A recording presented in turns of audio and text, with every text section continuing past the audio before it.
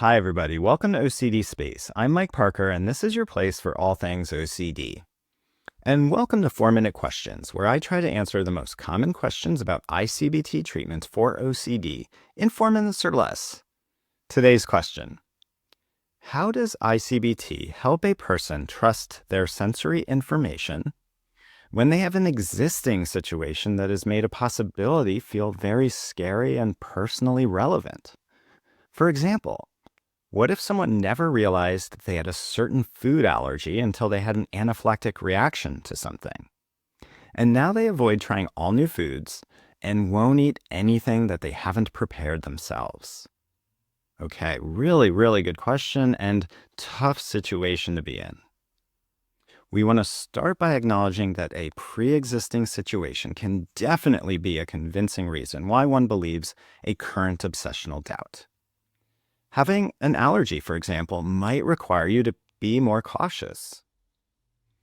In OCD treatment in general, we are always helping people separate out what are the reasonable precautions here and what are the excessive OCD compulsions.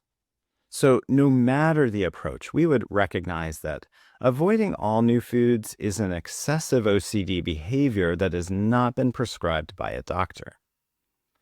But in I-CBT, we take things a step further by helping individuals identify the internal thought process that is leading them to engage in this avoidance. We want to draw a clear distinction between what is known and what is possible, and base decisions on reality-based information in the present moment, not on possibility.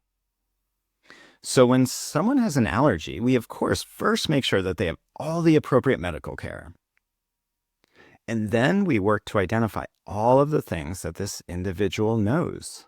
We'll notice that they have identified the specific things that they are allergic to, and that they have had additional allergy testing to identify the full range of their allergies. We'll identify the specific medical guidance they've received, which might include carrying an EpiPen, checking food labels, letting friends know of your allergies when you're invited to dinner, and maybe even double-checking with restaurant kitchen staff on ingredients when eating out. We'll also want to make sure the individual is trusting in their self-knowledge when it comes to their anxiety, especially if one of their anxiety symptoms is that they get tightness in their throat, which is a very common and not dangerous experience. With all of this knowledge and information established, all that's left is to live in reality and trust in the information you have available. Are there still possibilities? Sure, but people get into cars all the time when there's a possibility of a car crash. By choosing to live like they don't need to explore that possibility.